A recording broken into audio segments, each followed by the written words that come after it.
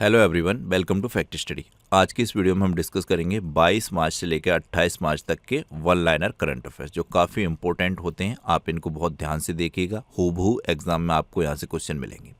पहली स्लाइड में ऐड है नोएडा अंतर्राष्ट्रीय हवाई अड्डा, नोएडा इंटरनेशनल एयरपोर्ट, जो एशिया का सबसे बड़ा इंटरनेशनल एयरपोर्ट है, जो उत्तर प्रदेश के नोएडा में बना है, जिसका उद्घाटन 28 मार्च 2026 को प्रधानमंत्री नरेंद्र मोदी जी के द्वारा कर दिया गया है।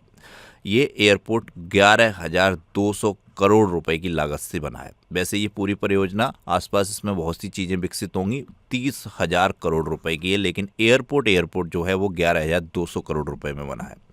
इस एयरपोर्ट का जो रनवे है वो 3900 मीटर का रनवे है।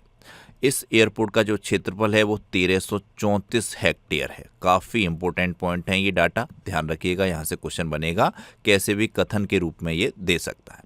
इसके अलावा सबसे इंपॉर्टेंट पॉइंट है, भारत में सबसे अधिक इंटरनेशनल एयरपोर्ट वाला राज्य कौन सा है? तो ये अपना यूपी हो जाता है। यहाँ 5 इंटरनेशनल एयरपोर्ट हैं। कौन कौन सी जगह पे हैं?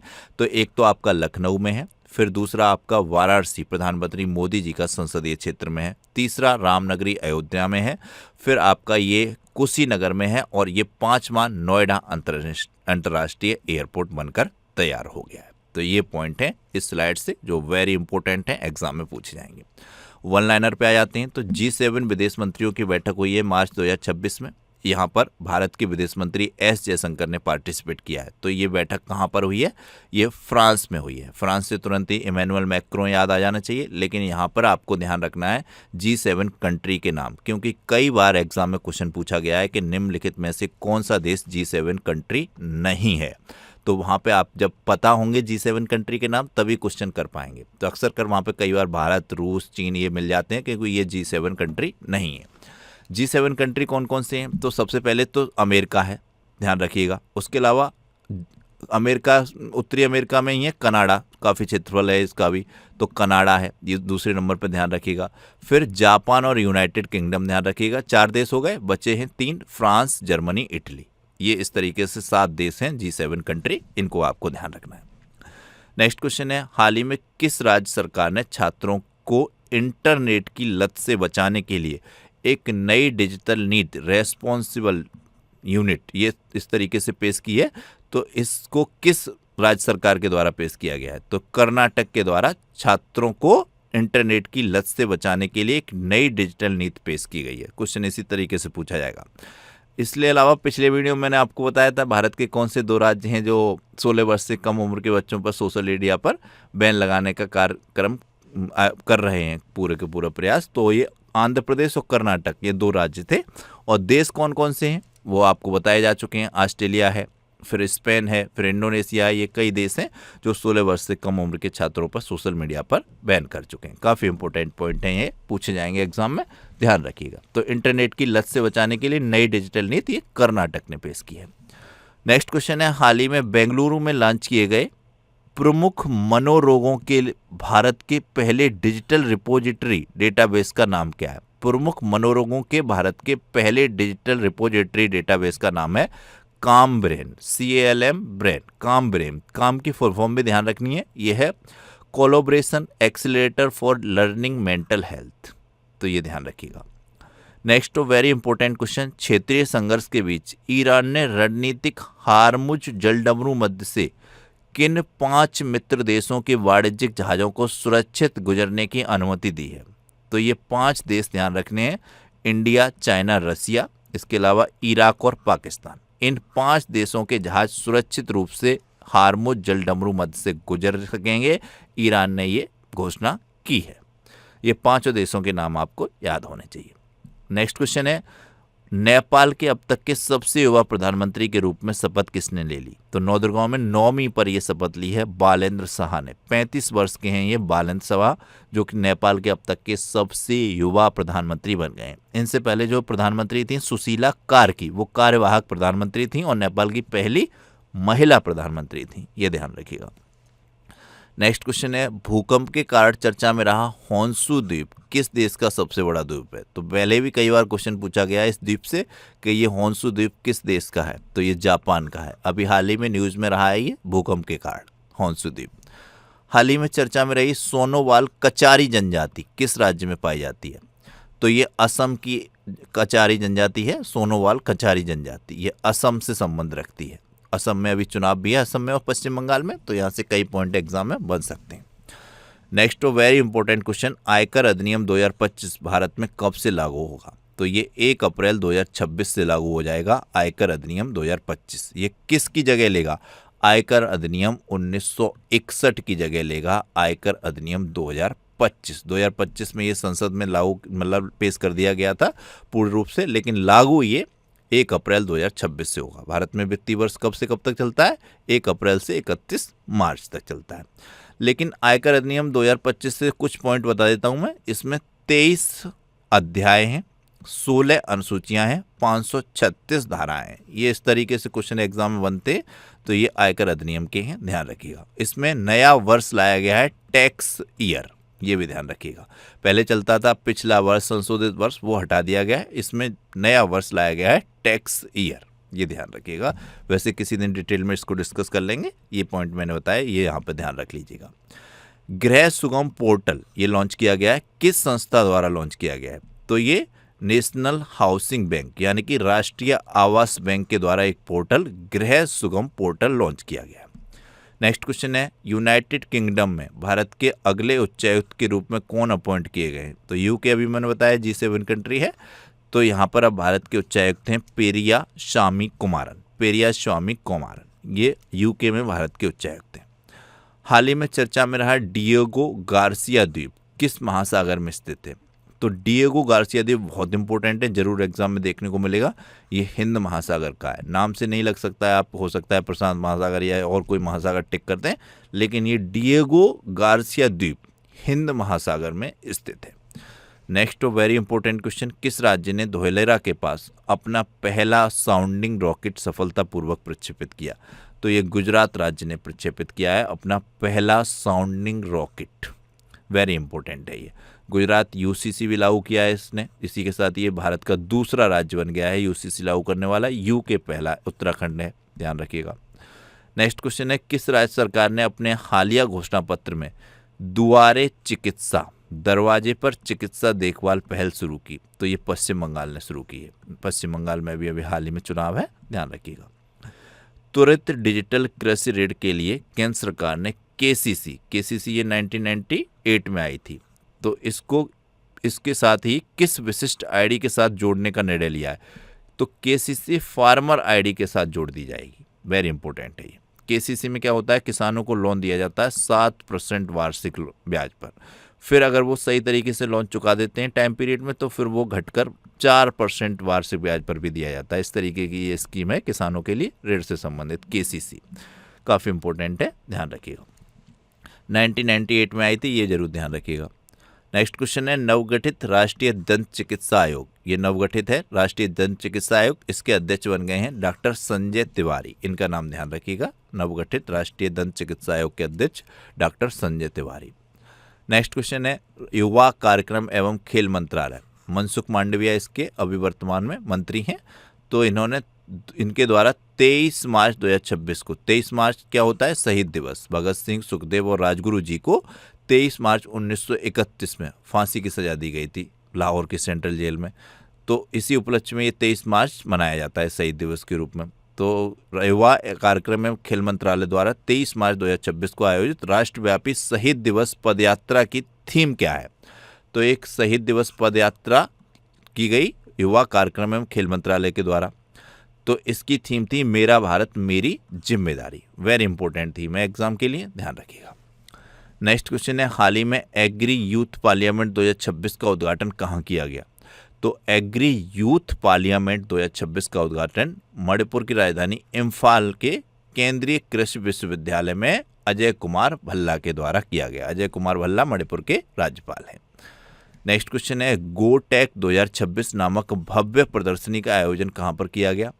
तो गोटेक 2026 एक भव्य प्रदर्शनी आयोजित की गई जिसमें बताया गया कि गाय आधारित कृषि किस तरीके से की जाए, गाय को जिससे कि लाभ हो। तो ये पुणे, महाराष्ट्र के पुणे में कृषि महाविद्यालय में की गई। ये पुणे का कृषि महाविद्यालय यहाँ पर की गई, लेकिन ये केंद्रीय कृषि विश्वविद्यालय जो इम्फाल में है, यहाँ पर एग्री यूथ पार्लियामेंट 2026 हुआ। ये एग्री यूथ पार्लियामेंट 21 मार्च से 23 मार्च तक हुआ। गोटेक प्रदर्शनी ये 20 मार्च से 30 मार्च तक आयोजित हुई। तो ये पॉइंट हैं, दोनों में डिफरेंस ध्यान रखना है। ये केंद्रीय कृषि विश्वविद्यालय डायरेक्ट भी पूछा जाता है कहाँ पर है, तो मणिपुर की राजधानी इम्फाल में। ये कृषि महाविद्यालय, केवल केंद्रीय शब्द नहीं जुड़ा हुआ है इसमें। यहाँ पर गोटेक 2026 भव्य प्रदर्शनी हुई है। नेक्स्ट क्वेश्चन है, हाल ही में किस राज्य सरकार ने अपने राज्य के बजट में स्कूली बच्चों के लिए मुफ्त नाश्ता योजना शुरू की है? तो ये तेलंगाना सरकार ने शुरू की है। हाल ही में राष्ट्रीय खनिज विकास निगम लिमिटेड NMDC में, पिछले वीडियो में भी इसका जिक्र हुआ था, मैंने आपको बताया था, इसने 50 मिलियन टन कोयला उत्पादन रिकॉर्ड किया है दर्ज। 50 मिलियन टन कोयला उत्पादन एक वर्ष में, वित्तीय वर्ष 2025-26 में इसने उत्पादन किया है। इसके अलावा 2030 तक इसने 100 मिलियन टन कोयला उत्पादन का लक्ष्य रखा है। तो ये राष्ट्रीय खनिज विकास निगम लिमिटेड है। इसके कार्यभार संभाल लिया है कृष्ण कुमार ठक्कर ने। इसकी स्थापना मैंने आपको बताई थी 1958 में, और इसका हेडक्वार्टर बताया था हैदराबाद। ये इस तरीके से पॉइंट से कुछ ध्यान रखिएगा। नेक्स्ट क्वेश्चन है, तिरुवनंतपुरम में आयोजित इंडिया ओपन एथलेटिक्स चैंपियनशिप में पुरुषों की 400 मीटर दौड़ में किसने स्वर्ण पदक जीता है? तो ये राजेश रमेश हैं, इन्होंने जीता है। तिरुवनंतपुरम में आयोजित हुई है इंडिया ओपन एथलेटिक्स चैंपियनशिप। इसी में महिला वर्ग में 400 मीटर दौड़ में गोल्ड मेडल जीता है विद्या रामराज ने। तो दो नाम, राजेश रमेश और विद्या रामराज, ध्यान रखने हैं। इन्होंने 400 मीटर की दौड़ में पुरुष और महिला वर्ग में स्वर्ण पदक जीता है। तिरुवनंतपुरम में आयोजित हुई है India open athletics championship. Next question है, किस राज्य सरकार ने अपने बजट 2026-27 में सबसे गरीब परिवारों के लिए मुख्यमंत्री अपना सुखी परिवार योजना शुरू की? मुख्यमंत्री अपना सुखी परिवार योजना सुखविंदर सिंह सुक्खू ने, हिमाचल प्रदेश के CM है, इनके द्वारा शुरू की गई। L&T एडटेक के सहयोग से किस विश्वविद्यालय ने भारत का पहला advance electric vehicle centre of excellence स्थापित किया है? L&T एडटेक के सहयोग से गलगोटिया विश्वविद्यालय ने भारत का पहला advance electric vehicle centre of excellence स्थापित किया है। ध्यान रखिएगा, गलगोटिया विश्वविद्यालय AI समिट में बहुत ज़्यादा चर्चा में रहा था। इसने एक रोबोटिक डॉग प्रस्तुत किया था AI समिट जो नई दिल्ली में हुई थी भारत मंडप में, और वो डॉग था चीन का यूरेट्रिन डॉग। इस तरीके से ये विवाद में आ गई थी, लेकिन अभी इसने भारत का पहला advance electric vehicle centre of excellence स्थापित किया है L&T एडटेक के सहयोग से। नेक्स्ट क्वेश्चन है, चंद्रिका पुजारी ने विश्व बॉक्सिंग फ्यूचर्स कप में कौन सा पदक जीता? तो ये स्वर्ण पदक जीता है। बैंकॉक में आयोजित हुई है ये विश्व बैंकिंग फ्यूचर्स कप। इसमें चंद्रिका पुजारी, इन्होंने स्वर्ण पदक जीता है। ये है चंद्रिका पुजारी, ध्यान रखिएगा। नेक्स्ट क्वेश्चन है, किस राज्य केंद्र शासित प्रदेश ने महिलाओं और ट्रांसजेंडर्स को ऑटो परमिट प्रदान करने के लिए दुर्गा योजना शुरू की? ये नई दिल्ली में शुरू की गई है। महिलाओं और ट्रांसजेंडरों को ऑटो परमिट प्रदान करने के लिए दिल्ली सरकार ने दुर्गा योजना शुरू की। एक शिशुओं के लिए अनमोल योजना भी शुरू की है नई दिल्ली ने, वो भी ध्यान रखिएगा। नेक्स्ट क्वेश्चन है, हाल ही में जारी वैश्विक आतंकवाद सूचकांक 2026 में कौन सा देश शीर्ष पर रहा? तो ये पाकिस्तान इसमें शीर्ष पर रहा है वैश्विक आतंकवाद सूचकांक में। भारत इसमें 13वें स्थान पर है। तो ये ध्यान रखिएगा, भारत की रैंक 13वीं है वैश्विक आतंकवाद सूचकांक में, और पाकिस्तान इसमें शीर्ष स्थान पर है। हाल ही में भारतीय राजनीति के इतिहास में सबसे लंबे समय तक निर्वाचित सरकार के प्रमुख बने रहने का रिकॉर्ड किसने बनाया है? तो ये प्रधानमंत्री नरेंद्र मोदी ने बनाया है, सबसे अधिक समय तक निर्वाचित होने का रिकॉर्ड। पहले ये सिक्किम के जो मुख्यमंत्री थे पवन कुमार चामलिंग, उनके नाम में था, लेकिन अब ये प्रधानमंत्री नरेंद्र मोदी भारत की राजनीति के इतिहास में सबसे लंबे समय तक निर्वाचित सरकार के प्रमुख बने रहने का रिकॉर्ड है। पहले ये 2001 में मुख्यमंत्री बन गए थे गुजरात के, फिर 2014 में ये प्रधानमंत्री बन गए, और लगातार ये सरकार में काबिज हैं। तो ये रिकॉर्ड इनके नाम है। 3000 से अधिक दिनों का रिकॉर्ड है, कुछ 3900 कुछ ऐसा डे है। हाल ही में गुड़ी पड़वा का त्यौहार मुख्य रूप से किन राज्यों में नववर्ष के रूप में मनाया जाता है? तो ये महाराष्ट्र और गोवा राज्य में मनाया जाता है गुड़ी पड़वा का त्यौहार। स्टैटिक जीके में क्वेश्चन पूछा जाता है, कई एग्जाम में ये रिपीट हुआ है। तो गुड़ी पड़वा का त्यौहार किन राज्यों का त्यौहार है? तो ये महाराष्ट्र और गोवा का है। क्रिकेट लीग में आर्य देसाई ने किस प्रारूप में 193 रन बनाकर इतिहास रचा? तो ये T20 क्रिकेट में इन्होंने 193 रन बनाए, ध्यान रखिएगा। किस अमेरिकी स्टार्टअप ने सैटेलाइट रिफ्लेक्टर परावर्तक का उपयोग करके रात में पृथ्वी के चुनिंदा हिस्सों में सूरज की रोशनी प्रदान करने का दावा किया? तो ये रिफ्लेक्ट ऑर्बिटल नाम का स्टार्टअप है। इसने रात में पृथ्वी के कुछ चुनिंदा हिस्सों पर सूरज की रोशनी प्रदान करने का दावा किया है। रिफ्लेक्ट ऑर्बिटल, वेरी इंपॉर्टेंट है ये। किस भारतीय नौसेना जहाज ने हाल ही में ऑस्ट्रेलिया में आयोजित बहुपक्षीय काकाडू 2026 नौसेना अभ्यास में भाग लिया? तो यह ऑस्ट्रेलिया में आयोजित हुआ है काकाडू 2026 नौसेना अभ्यास। इसमें ऑस्ट्रेलिया की रॉयल नेवी और भारत की नौसेना ने पार्टिसिपेट किया है। तो भारत की नौसेना में INS नीलगिरी जो भारत में निर्मित है स्वदेशी रूप से, इसने पार्टिसिपेट किया है, ध्यान रखिएगा ये। भारत सरकार द्वारा हाल ही में शुरू किए गए प्रारंभ 2026 अभियान का प्राथमिक उद्देश्य क्या है? तो नागरिकों को नए आयकर अधिनियम 2025 के बारे में शिक्षित करना। इसके लिए प्रारंभ 2026 अभियान चलाया गया है। हाल ही में भारत और चीन के बीच सीमा व्यापार फिर से शुरू करने के लेकर चर्चा में रहा लिपुलेख दर्रा किस राज्य में? डायरेक्ट क्वेश्चन कई बार पूछा गया, लिपुलेख दर्रा किस राज्य में? तो ये उत्तराखंड राज्य में है, ध्यान रखिएगा। हाल ही में विमोचित पुस्तक water nature progress solution for a new India, water nature progress solution for a new India, इसके लेखक कौन है? तो अरुणाभ घोष, परमेश्वर अय्यर, रिचर्ड दामनिया, 3 लोगों के द्वारा ये पुस्तक लिखी गई है, water nature progress solution for a new India. परमेश्वर अय्यर, अरुणाभ घोष, रिचर्ड दामनिया, ध्यान रखिएगा। विश्व जल दिवस आपको पता होना चाहिए कब मनाया जाता है ये विश्व जल दिवस। तो इस पर थीम क्या है? तो जल और लैंगिक, वाटर और जेंडर इक्वलिटी वर्ष 2026 के लिए विश्व जल दिवस की थीम है। आप कमेंट बॉक्स में बता सकते हैं विश्व जल दिवस कब मनाया जाता है, बताइएगा। हाल ही में किस राज्य सरकार ने दिव्यांगजनों को मुफ्त बस यात्रा प्रदान करने वाली दिव्यांग शक्ति योजना शुरू की? तो दिव्यांग शक्ति योजना आंध्र प्रदेश सरकार में शुरू की गई है। हाल ही में राष्ट्रीय पिछड़ा वर्ग आयोग के नए अध्यक्ष के रूप में किसे अपॉइंट किया गया? साध्वी निरंजन ज्योति को NCBC का नया अध्यक्ष नियुक्त किया गया है। बहुत पूछा जाता है क्वेश्चन, ध्यान रखिएगा।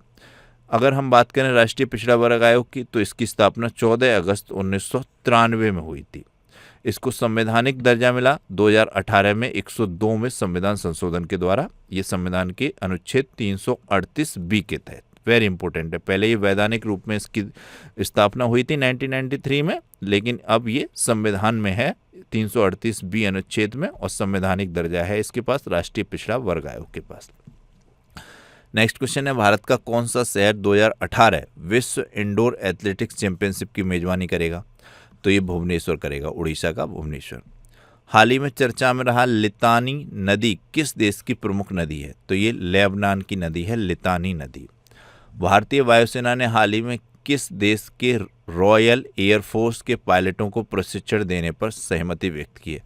तो यूनाइटेड किंगडम UK के पायलटों को प्रशिक्षण देने की सहमति भारतीय वायुसेना ने की है। विश्व टीवी दिवस 2026 का आधिकारिक विषय क्या है? विश्व टीवी दिवस आपको पता होना चाहिए कब मनाया जाता है। तो इसका आधिकारिक थीम रखी गई है yes we can and TV, हाँ हम टीवी को खत्म कर सकते हैं। विश्व टीवी दिवस 2026 के अवसर पर केंद्रीय स्वास्थ्य मंत्री द्वारा किन पहल का शुरुआत की गई है? तो ये 3 पहल शुरू की गई हैं टीवी दिवस 2026 पर।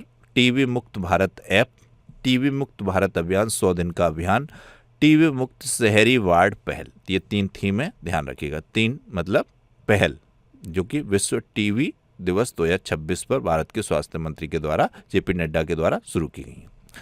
पेरिस ओलंपिक में पदक जीतने वाले किस भारतीय हॉकी खिलाड़ी को यूपी सरकार द्वारा पुलिस उपाध्यक्ष DSP अपॉइंट किया गया है? तो ये राजकुमार पाल, ये हॉकी खिलाड़ी हैं, इनको यूपी सरकार के द्वारा DSP अपॉइंट किया गया है सम्मान में। इससे पहले आप बता सकते हैं किस महिला क्रिकेट खिलाड़ी को अपॉइंट किया गया था DSP पद पर जब वुमेन्स लीग जीती थी भारत की महिला टीम ने, वुमेन्स मतलब वर्ल्ड कप जीता था नवंबर माह में, तो उनका नाम बताइएगा। आगरा शहर से संबंध था।